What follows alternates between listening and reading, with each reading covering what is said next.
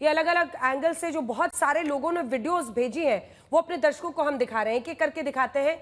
बादल फटने के बाद जब आप ये पहला वाला वीडियो फुल स्क्रीन दिखाएंगे तो आप समझेंगे कि ये जो खीर सागर नदी, खीर गंगा नदी है, एक पतली सी नदी है, छोटी सी नदी है, लेकिन उसमें जब पानी का सैलाब ऊपर कई हजार मीटर से आ रहा है, पूरा मलबा है, पानी है, सैलाब एकदम जानलेवा होता है। जो लोग भागने की कोशिश कर रहे थे उन पर भी सड़क पर टूट पड़ता है, जो कुछ उसके रास्ते में आता है वो सब निगल जाता है। देखिए पतला सा रास्ता है ऊपर नदी का, लेकिन वो दोनों तटों को तोड़ता हुआ जिस फोर्स के साथ आ रहा है, और ऐसे में कई हजार टन मलबा उसके साथ होता है, पानी तो होता ही है। और ये जो बेबसी की एक तस्वीर है, वैसे तस्वीर एक व्यक्ति की है, लेकिन बेबसी की ये तस्वीर आज की पूरी कहानी 5 अगस्त की दुखदाई कहानी बता रही है।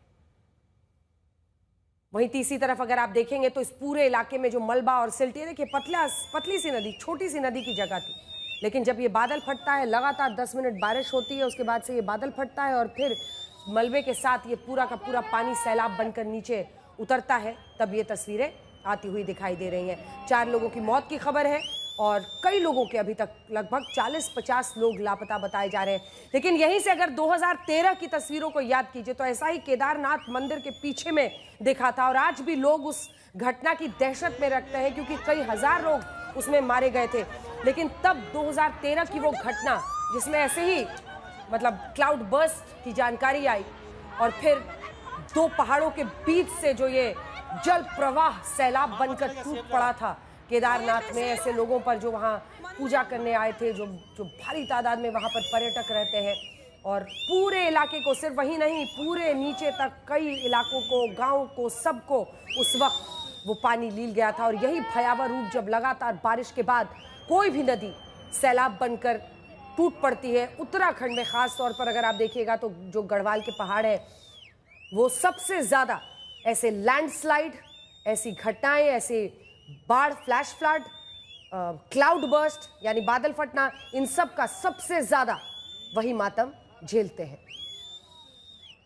आशुतोष मिश्रा हमारे सहयोगी इसी खबर पर जुड़ गए हैं। आशुतोष, किस तरह की आपके पास जानकारी है पूरी घटना के बारे में, और राहत कार्य कहां पर पहुंचा है?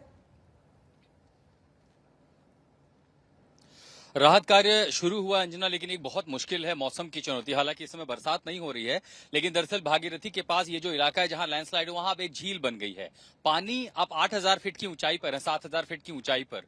क्लाउड बर्स्ट हुआ, उसमें ताकत बहुत ज्यादा थी, ढलाव पर आया है तो पानी की रफ्तार बहुत तेज थी, और इसीलिए उन तस्वीरों में दिख रहा है कि सब कुछ बह गया। लेकिन उस मलबे के साथ जो स्ट्रक्चर बन गए, वहां झील बन गए, और अभी भी प्रवाह चूंकि इलाका है तो आसपास के लोगों को तत्काल वहां से खाली करने के लिए कह दिया है। पहली प्राथमिकता सरकार की क्या है, दरअसल जो वहां आसपास के लोग हैं जहां पर धारा तेज है, और फिर कहीं ऐसा ना हो तेज बरसात हो, जो ऊपर मलबा है जो हल्का है वो फिर आ सकता है, वहां उसकी चपेट में ना हो। जो लोग अपने घरों में अभी भी ऊंचे इलाकों पर है उनको इवैक्यूएट करके पहले ऊपर ले जाया जाए, ये होती है सेकंड प्राथमिकता। तो इसी के साथ साथ दरअसल चूंकि वहां पर आईटीबीपी और अब भारतीय सेना जो कि हर्षिल में कैंप था वो पहुंची है, एसडीआरएफ पुलिस है, वो ये कोशिश करेंगे कि जितने ज्यादा लोग अगर मलबे में कहीं दबे हो सकते हैं, जो कि कुछ तस्वीरों में दूर से लोगों ने रिकॉर्ड किया, उसमें एक अंदाजा लगाया जा सकता है कि कहां पर लोग वॉक कर रहे थे, वहां से कुछ लोगों को निकाल लिया जाए। 15 से 20 लोगों को निकालने की भी जानकारी है। आंकड़ा जरूर बढ़ सकता है, ये चिंता की बात हो सकती है, क्योंकि उस तस्वीर में बहुत सारे लोग भागते हुए दिख रहे थे। अब वो मलबा कितना ऊंचा है, वो स्थिति हम चूंकि उसी समय उसी राह की ओर आगे बढ़ रहे हैं धीरे धीरे, अभी कोई कई घंटों का सफर बाकी है, तो मलबा कितना है, क्या उसे निकाला जा सकता है, और उसमें यह देखा जाता है आखिरी मिनट, आखिरी जो समय होता है, कितना समय, जो कि 2 घंटे 3 घंटे बीत चुके हैं, तो कितना समय पॉसिबिलिटी हो सकता है वहां बचाना। तो प्राथमिकता होगी जो तत्काल इवैक हो जाए।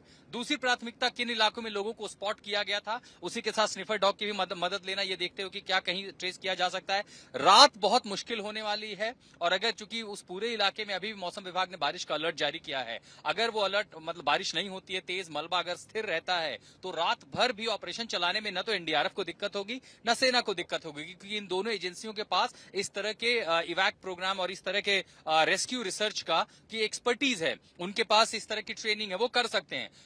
बारिश अगर होती है तब खतरा उन पर भी आ जाएगा। मलबा कच्चा है, कुछ निकल करके आया है और पूरी रफ्तार से सारा मलबा नीचे नहीं आता। तेज बारिश हुई वो भी सरक करके नीचे आएगा। तो अब जी आप समझ लीजिए कि जो सबसे बड़ा दिन जो शुरू होगा ऑपरेशन का, वो कल सुबह सूरज की पहली किरण के साथ होगा। अभी मरने वालों का आंकड़ा कम है। हम सिर्फ प्रार्थना ये जरूर कर सकते हैं कि नुकसान कम से कम हो, लेकिन तस्वीरें जरूर बता रही हैं 2013 का यही बिल्कुल समय था। हालांकि उस समय महीना और था, और जब अचानक से बारिश हुई थी, जब जानकारी मिली थी, पहले खबर आई थी कि बादल फटा है, और 1 से 2 घंटे बाद पहले कुछ तस्वीरें वहां से आने लगी, कुछ जानकारियां सामने आने लगी, और तब पता चला था कि वो कैसी त्रासदी थी, कैसी आपदा था, जिसने 10, 20, 50 सैकड़ों नहीं बल्कि हजारों लोगों को। लेकिन हम यहाँ दुआ कर, दरअसल धराली का जो ये टेरेन है, इसकी भी अपनी एक अलग विविधता। चूंकि गंगोत्री जब आप जाते हैं तो हर्षिल के पास का एक सबसे बड़ा शहर है ये, और इसी शहर में इनकी अपनी आबादी तो है ही। जो बड़ी संख्या में तीर्थयात्री और श्रद्धालु जाते हैं उनके लिए वहां धर्मशालाएं हैं, वहां पर रिजॉर्ट हैं,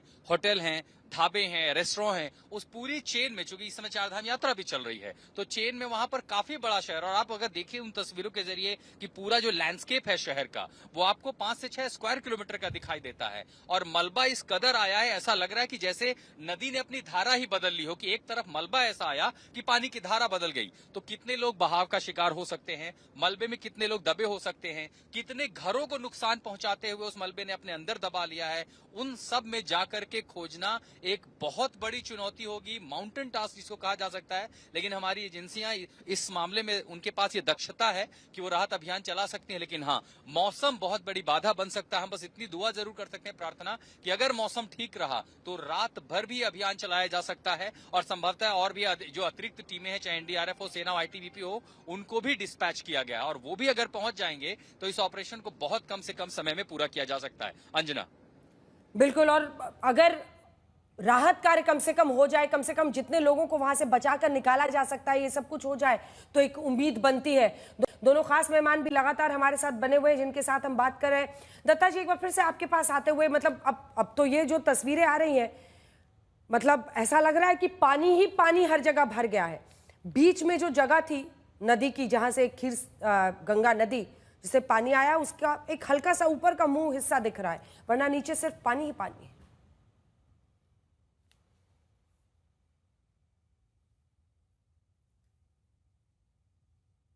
अनम्यूट कर लीजिएगा प्लीज। अंजना जी, आपने ठीक कहा, क्योंकि जो नदियां हैं और मतलब उनका जो कोर्स है, जिस तरह से वहां इंक्रोचमेंट की जा रही है, अगर आप देखें घर किस तरह से वहां बने हुए हैं, उनको डीसिल्ट नहीं किया जा रहा है। तो ये सब चीजें हैं जो बता रही हैं कि भाई कैसे मतलब जो ह्यूमन सेटलमेंट है वही सबसे इसके लिए जिम्मेदार है। क्योंकि जब भी इस तरह का कोई फ्लैश फ्लड आता है या क्लाउड बर्स्ट होता है, तो उसमें जब इस तरह की गाद आती है या स्लश आता है, तो वो इतना, जिसे कहते हैं ना कि मास इनटू वेलोसिटी के हिसाब से आता है, और जो भी अपने रास्ते में आता है उसको बहा के ले जाता है। आपने 2013 के वो मतलब विजुअल्स देखे होंगे। तो यहाँ जहां भी, क्योंकि पहाड़ों में बहुत ज्यादा जगह नहीं है, और ये जो टूरिज्म जो का जो एकदम आउटबस्ट हुआ है, और उत्तराखंड में जिस तरह से डेवलपमेंट हुआ है, जिस तरह से एनवायरमेंट के साथ वहाँ खिलवाड़ किया जा रहा है, कई इस तरह की रिपोर्ट्स हैं जहां बताया है। आपको सिलकारा टनल वाला इंसिडेंट याद होगा, जहां जो एनवायरमेंट से क्लियरेंस है वो टुकड़ों में ली गई थी।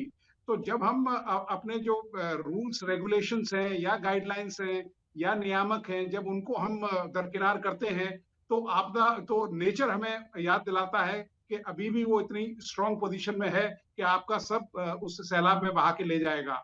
और रही बात पहाड़ों की, अब देखिए रेस्क्यू ऑपरेशन, क्योंकि अभी बारिश बदस्तूर जारी है, तो ये अभी सबसे बड़ा जो एम ये रहेगा, जो रेस्क्यू फोर्सेस है, कि जो गोल्डन आवर कॉन्सेप्ट है कि मैक्सिमम लोगों को, जितने लोगों को रेस्क्यू किया जा सके उनको बचाया जा सके, क्योंकि करीब 80% लोगों को बचाने की उम्मीद गोल्डन आवर में रहती है पहले 24 आवर्स में। क्योंकि इसमें क्या है कि सैलाब के साथ, जो स्लश के साथ उसके अंदर लोग दबे हुए हैं। आपने विजुअल दिखाया कैसे एक आदमी स्ट्रगल कर रहा है, क्योंकि उस स्लश में निकल पाना बहुत मुश्किल हो जाता है। तो और खासकर जो आपका मैकेनिकल इक्विपमेंट है उसको बड़े केयरफुली इस्तेमाल किया जाता है, प्रोडिंग की जाती है कि कोई शख्स उसके अंदर तो नहीं है, क्योंकि बहुत ज्यादा मतलब ब्लेड्स का आप इस्तेमाल नहीं कर सकते हैं। तो आपको बिल्कुल मैनुअल ऑपरेशंस इसमें लॉन्च करने पड़ेंगे, तो उसमें काफी समय रहेगा। और रही बात मौसम की, क्योंकि मौसम सबसे बड़ा चैलेंज है, और अंधेरा जैसे ही होता जाएगा ये आपका चैलेंज और कंपाउंड होता जाएगा। हालांकि आर्टिफिशियल लाइट्स वगैरह सब इंतजाम एनडीआरएफ, एसडीआरएफ और जो अपनी राजपूताना राइफल्स की राजरिफ की पलटन है उसके पास ये चीजें हैं, लेकिन फिर भी मतलब क्योंकि जो कुछ इस तरह के शव ऐसे होंगे जो बह गए होंगे, या कुछ इस तरह के लोग बिल्कुल, होंगे जो मैं अभी भी लौट रही जिंदा हूँ होंगे आपके इस पास। वक्त। हाँ, और सबको ऐसे लोगों को बचाना बहुत जरूरी है। गोल्डन आवर जैसा कि आपने कहा। ओपी सिंह साहब, फॉर्मर डीजी एनडीआरएफ के, हमारे साथ इस वक्त जुड़ गए हैं। सिंह साहब, आप किस तरह की जानकारी देंगे, क्योंकि जो तस्वीरें हैं उसको देखकर हर कोई हिल रहा है। मतलब कैसे एक पूरा सैलाब पानी का सब कुछ निकलता हुआ रास्ते में दिखाई दे रहा है, किस तरह से, किस वॉर फुटिंग स्तर पर इस वक्त वहां पर रेस्क्यू ऑपरेशंस की जरूरत है? मैं आपकी आवाज बहुत ठीक से नहीं सुन पाया हूँ।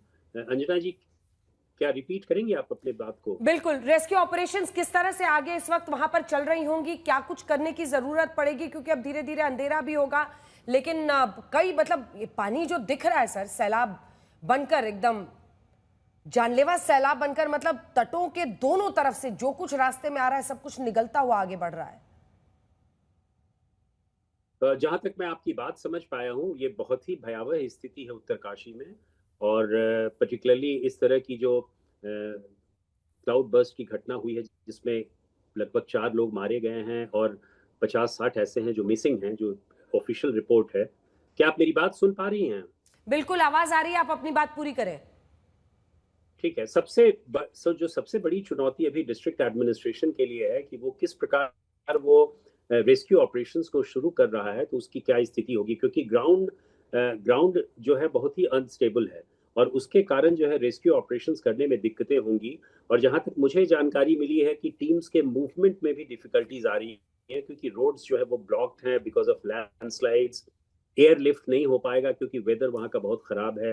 हालांकि आईटीबीपी और आर्मी के जवान वहां लगे हुए हैं जो कि नियर बाय हैं, लेकिन फिर भी उन्हें डैमेज रोड का सामना करना पड़ रहा है। अभी जो सबसे बड़ी स्थिति है वो है कि हम किस प्रकार ग्राउंड सिचुएशन को अप्रिशिएट करके उस पर कार्रवाई शुरू करें।